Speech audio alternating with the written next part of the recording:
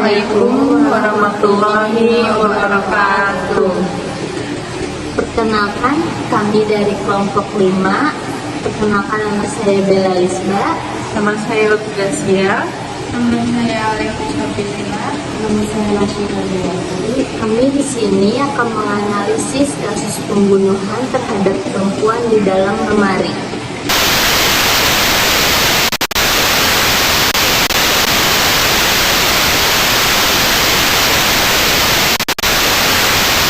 Saya di sini terlebih dahulu akan menjelaskan pengertian tentang pembunuhan. Pembunuhan terhadap wanita merujuk pada tindakan kekerasan yang mengakibatkan hilangnya nyawa seseorang wanita, biasanya dilakukan dengan niat jahat. Ini dapat terjadi dalam berbagai konteks, termasuk kekerasan domestik, pembunuhan berbasis gender, atau kekerasan seksual. Tindakan ini seringkali berkaitan dengan ketidaksetaraan gender, norma budaya merugikan, dan sikap misoginis.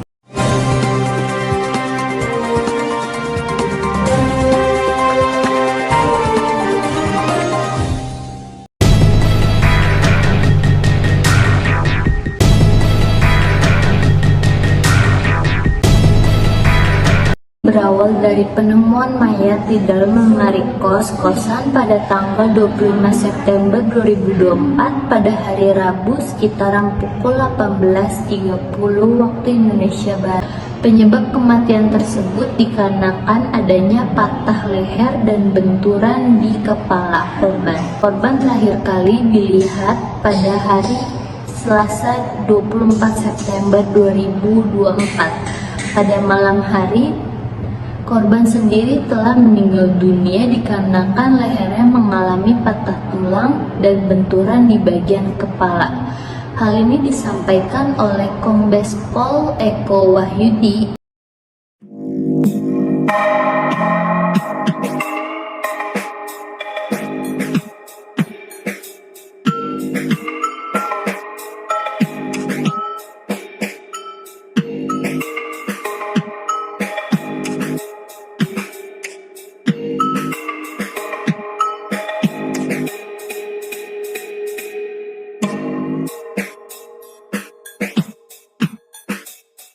Berawal dari kecurigaan para tetangga dikarenakan tidak ada aktivitas di dalam kamar kos korban, sehingga pemilik kos dan ketua RT membuka pintu secara paksa karena mencurigai akibat ada aroma tidak sedap di dalam kamar kos tersebut.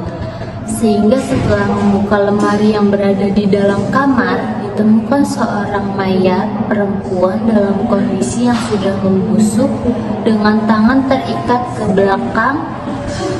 Korban tersebut diperkirakan telah meninggal 3 hari sampai 4 hari sebelumnya dan mulai membusuk sehingga jenazah dievakuasi ke Rumah Sakit Bayangkara Jambi untuk divisum lebih lanjut.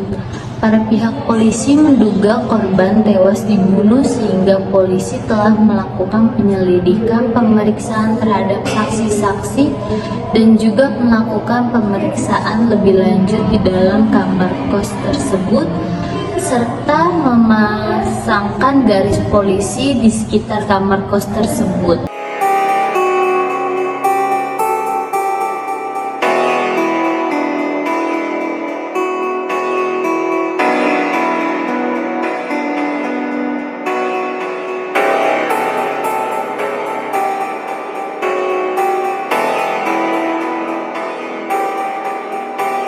Tempatnya curhat yang saya, tapi cerita terkawannya tante katanya kan Resti ini kayaknya ada sekelompok orang mau membunuh Resti.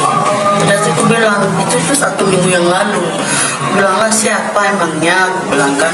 Tapi kalau memang Resti udah nggak nyaman lagi di kosan itu pindah aja, aku bilang kan, atau ke rumah tante aja. Aku bilang enggak lah teh, Resti nggak merasa bersalah, jadi Resti nggak takut.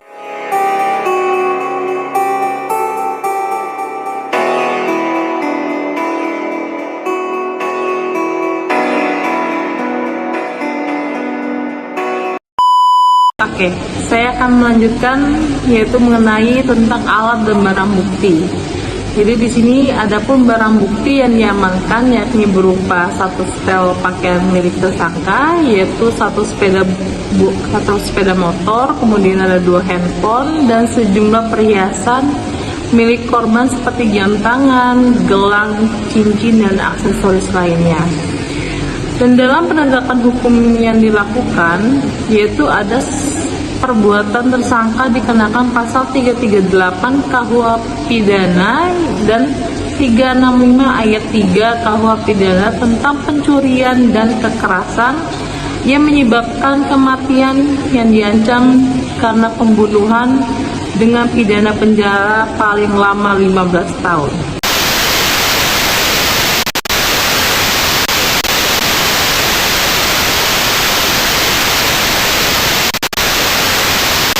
Beberapa perlindungan yang dapat dilakukan.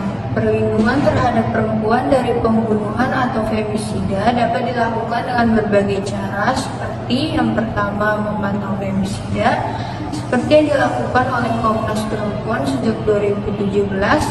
Yang kedua, menguatkan peran Komnas Perempuan seperti dengan meningkatkan daya tawar dalam negosiasi perundang-undangan, membimbing perbuatan kebijakan publik dan menyelidiki kasus kekerasan terhadap perempuan. Lalu yang ketiga, membangun kesadaran publik, mengumpulkan data dan melaporkan kasus kekerasan terhadap perempuan. Yang keempat, mengkaji kebijakan dan memfasilitasi kerjasama untuk mengurangi kekerasan terhadap perempuan. Lalu yang kelima, meningkatkan pemberdayaan perempuan sehingga tidak tergantung secara ekonomi pada laki-laki. Dan yang terakhir yaitu menciptakan kondisi yang menempatkan laki-laki dan perempuan pada posisi yang sejajar. Kesimpulan yang dapat kami tarik dari kasus tersebut yaitu kasus ini mencerminkan kekerasan berbasis gender yang masih terjadi akibat ketidaksetaraan, stigma sosial, dan sikap misoginis di masyarakat. Penelitian ini menyoroti pentingnya pemahaman tentang faktor-faktor pemicu kekerasan tersebut, termasuk motivasi ekonomi yang seringkali menjadi pemicu tindakan kekerasan terhadap perempuan.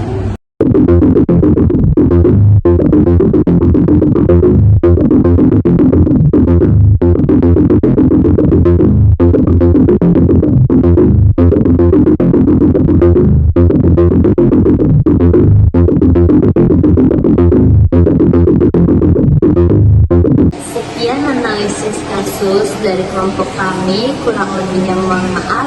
Terima kasih atas perhatiannya. Wassalamualaikum warahmatullahi wabarakatuh.